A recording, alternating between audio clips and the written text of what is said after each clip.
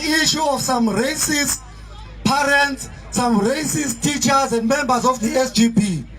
What these teachers did when they were organizing a matric dance for the learners here. This school has got white students, it's got black students, it's got color students. These teachers here, when they organized the end year matric dance, they excluded black learners because they are racist, including the SGP here is racist. Yes. Now, the EFF, because it does not tolerate racism, we don't walk our streets with racists. We come here to do a peaceful protest. The fighters, they come here to raise the issues with the school on a peaceful protest. Some racists here, masquerading as parents, they go and attack the fighters. They attack the fighters and they lie and they say they were defending the school. Defending the school from who? From peaceful protesters. Yes. We know that is their lie. The reason they came here to fight EFF is because they are protesting. We are against the processes that are happening in Parliament to amend the Section 25 to expropriate land without compensation. That is the reason these racists were here.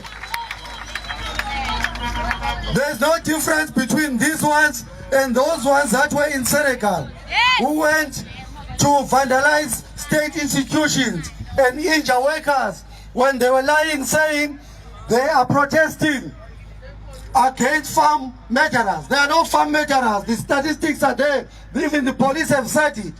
But we know that they are racists who are also protesting against the cardinal pillar number 1 of the EFF, which is expropriation of land without compensation. Now, fighters, we know our enemies. We know who they are. Racists are our enemies. White supremacists are our enemies. Capitalists are our enemies. Imperialists are our enemies. Fighters, you must never shake in front of your enemy. You must never cower in front of your enemy. If your enemy approaches you with violence, you must respond with violence. If your enemy takes it to take your life, you must take the life of your enemy. We are not the children of Nelson Mandela. They think when they see us, we are the children of Nelson Mandela. We are not the children of Nelson Mandela. We are running a revolution. Ours is a generational mission to pursue economic freedom in our lifetime and with any means necessary, and no one is going to stop us. So we came here, we were looking for these boys. They were busy here when we were not here, chasing our fighters, women, saying no, this is their town, this is their area. Where are they now? Because we're looking for them. And if they think we're not going anywhere, we are looking for them. This is our town. These are our streets. This is our province. And no racist is going to tell us what to do. This racist was spoiled by the ANC. Exactly.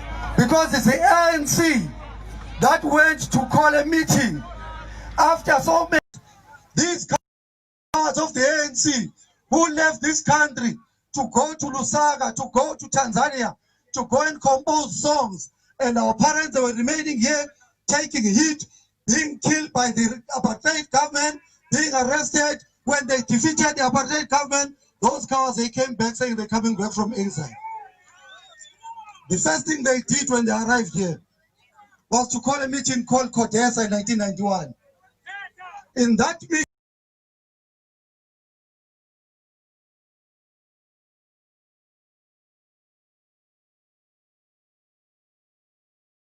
we want to ask you that you must not be racist.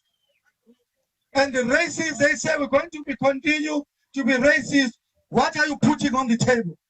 And these powers of the ANC, they say, please stop being racist. We're going to make sure that you keep all the land. You're going to keep all the mines. You're going to control all the economy. Now and again, if you're bored, you must shoot at black people and say it was a mistake, you thought they were monkeys. That was the deal of CODESA. They called them again when the racist minister started misbehaving. They called another meeting in 1996 called the TRC. Even that meeting, because at that time they were in government, they had evidence of murderers. They had their names, that these are the people that murdered our people, and then they go and put them on unmarked graves.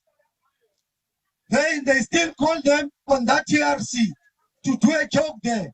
Even there on that meeting, the racists, they still said, we're going to continue to be racist. Why did you call us here? They said, no, we called you here because we want to say to you, now we've got the evidence that you killed our people, but we want to say to you, we forgive you.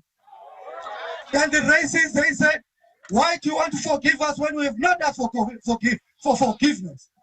They said it doesn't matter, we forgive you, because they are cowards. And then they said, on top of that forgiveness, our deal still stands. You must keep all the land, keep all the mines, keep all the economy, and continue to exploit our black people. We are not the children of Nelson Mandela. We respond when they give us fire, we respond with fire. Fighters, we don't have another chicks to give. If they continue to irritate us, we're going to respond to them. When we arrived here Thursday, this racist girl of the DA that they call the MEC is saying to us, after insulting us, he's saying to us, he wants to have a meeting with us. Then I said to the national chairperson, to the chairperson of the province, is that look like these racists, they did not get the memo. The memo is that negotiations with racists, the cut-off day to negotiate with racists was 26 July 2013 when the EFF was formed. We are no longer negotiating with racists. We leave them on the street and we defeat them on the street. That's why we're here today, to defeat them on the street.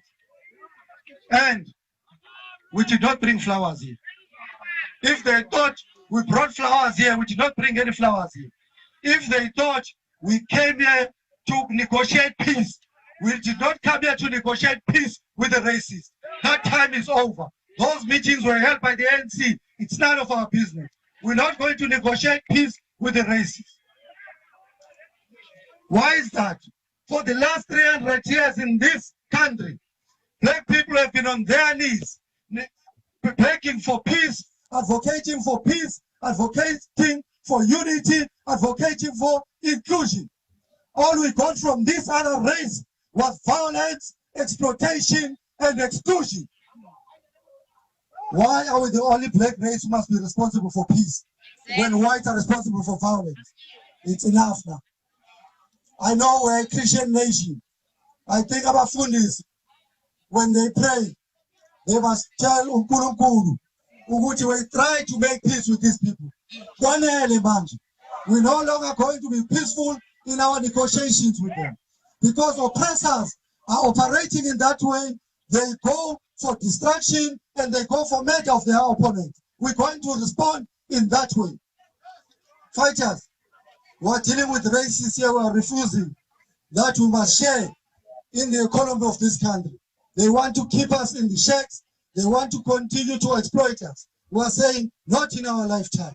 And we're not going to negotiate like those cowards of the ANC. We are running a revolution, because those cowards of the ANC, even when they were in confrontation with their murderers and their jailers, when they negotiate with them, they say, we wish to have a country where black and white can live nicely together, share in the resources of this country.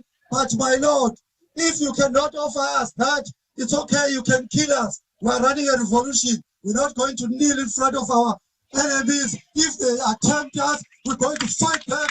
Ours is victory, and victory by enemies necessary, even if it means taking the life of our enemies. We're tired of begging. We've been begging, we've been tiptoeing, we've been trying to be nice from these visitors. The reason, fighters, we did not go straight to the school. The school we have addressed. We're saying to the school, we're giving them 7 days to remove all those teachers and members of the SGP that were involved in arranging that metric terms. If they don't respond within that 7 days and those people are not removed, they must know that this high school is a permanent residence of the EFF. We have taken over.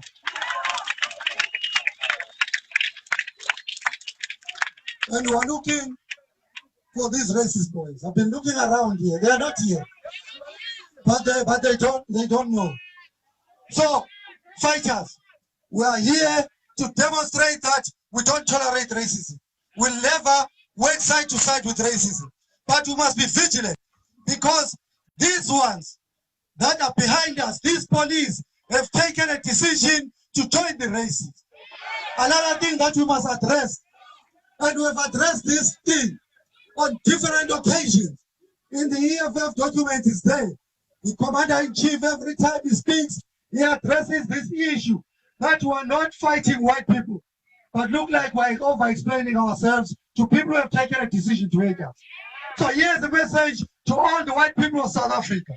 Every time the EFF is in confrontation with the racists, if you choose the side of the racists, you must know that you are no longer ordinary white people, you are racists, and we're going to attend to you like all the racists.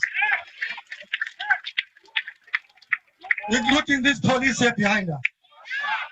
When we came here peacefully, because ours is a peaceful protest, but in the instance of provocation, we respond with fire. We came here, we asked for a permission to be here. They granted us a permission to be here because we're an organization that respects the laws of this country, that respects the constitution of this country. They granted us a permission to be here. Now we're here. The racists called Cape Town something. They are gathered on the other side. They don't have a permit. And we said to them, can you show us the permit of those racists? They couldn't produce the permit of those racists. So meaning that in this country, only black people must get a permit to walk to this street, and whites, they must not get a permit to walk to this street. They think we're looking for their permission. They think we're scared of them. And we want to say to you fighters, if the South African police, every time we're in confrontation with the racists, and the South African police, they choose the side of the racists, you must tell them that you are no longer South African police, you are boys and girls who are security of racists, and we're going to attack you in that session.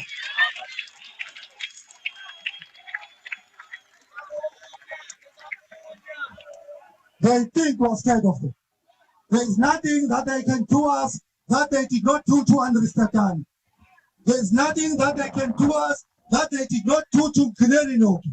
There is nothing they can do us that they did not do to Mvuisi Pato. There is nothing that they can do to us that they did not do to Stelega Kedela. There's nothing that they can do to us that they did not do to our brothers in Marikana. So there's nothing new they're offering us. But we're not scared of them. And look like the numbers are not balancing. Because the way I see it, they think we're going, we're not going anywhere. We're in charge here. We're not formed by the police. There's no police who's going to dissolve our meeting. We're going to decide what time do we go home. But with the local steel fighters, we are remaining here. Because some intelligence is arriving that there's a mission that we must deal with. Now, we must be vigilant. We must be vigilant. Because this government of the ANC, this is a government that hates black people. This government of the ANC hates black people. This government of the ANC, they hate us as the members of the EFF. But let me tell you why they hate us. These cowards, for 82 years, they mobilized our parents. They said to our parents, people of South Africa, let's roll our sleeves, let's get our hands dirty, let's go and fight the enemy. When our parents, they said, who is the enemy? They said it's a white man, not because of the color of his skin, because he took our land, he took our minds, he controls our resources. And our parents, they responded to that call and they defeated apartheid. When these fools, these cowards, they came back, were told that they went somewhere in some offices in the union building, where they were sworn in as ministers, as premiers and presidents. When they walked out of those offices with bodyguards and blue lights, they went back to our people. They said again, people of South Africa, let us roll our sleeves, let's get our hands dirty so that we must defeat the enemy. They changed the tone. So who is the enemy now? The enemy is unemployment, inequality, and poverty. They hate us because we said, okay, what happened to the white person? You can't come and give us artificial things we don't know. For 82 years, when you mobilized us, you said the LN is a white man. What happened to the white person? Has it brought our land back? Has it brought our minds back? Do we control our economy? So we must reject this faceless enemy. We know our enemy is visible, is a white man, and we demand our land from him, we demand our minds from him, we demand our economy from him. Because we are hijacked by clowns. They even come with useless slogans. Rainbow Nation, stronger together. They say to us, black and white people in this country, we must cooperate so that we can build a beautiful nation. Fighters, cooperation is a business of equals. When the whites and the Afrikaners cooperated in 1909, they were all equals. The whites were owning land and the economy in Natal and here in the Western Cape. The Afrikaners were owning land and the economy in Free State and Transvaal. That's why they could cooperate. There can't be a cooperation between the oppressor and the oppressed. There can't be cooperation between the master and the slave. That is called collaboration. And ANC collaborated with our enemy. We're not going to cooperate with anyone. We won't cooperate with anyone until we get our land back. We won't cooperate with anyone until all of us have got houses and jobs. We won't cooperate with anyone until all of us were in charge of this economy. When we attended to other races called cliques, they were insulting you, saying to you, no, you are closing cliques, people, they're going to lose jobs. That's how cowards speak. No one has lost a job on that protest that we took to cliques, because cliques, they knew that they were racist and we had to put them into their place. But even if we did, we don't want the jobs of racists. We don't need jobs of racists. We're going to create our own jobs in our own country. Fighters, they must not mislead you, because there is no oppressor who comes and assists the oppressed without any intention. When you hear that your Aunt Rupert is paying for fees for children in some school, you must know that he's not doing it genuinely. What he's trying to do is to control and delay our revolution, that it must not be dangerous. We must make our revolution dangerous for you, Aunt Rupert. We must not allow their pleas. Now, fighters, there's another thing that was happening here with this racist mayor here. I don't know why you are not raising. This racist mayor here, during the winter time, during COVID, they were busy removing our people from their own houses and doing it illegally, and nothing will happen to him. So this is the line. From now, we must have the address of this mayor. Once he removes our people and he demolish their houses illegally, because the court is saying you are doing it illegally. Fighters, we must go to the house of the mayor, we must go and demolish it illegally. If our parents are going to sleep in the street, the mayor must sleep in the street. And it must happen with all the mayors. These clowns, they just take laws and demolish the houses of our people. And then they apologize later. There's no apology that we're going to listen to. The process of parliament is going very well. All the meetings, public consultation meetings, all black people that were there, they said we agree with the superior logic of the EFF. Our land must be expropriated without compensation. But within the current regime, because they think they don't know that they are stooges of these races.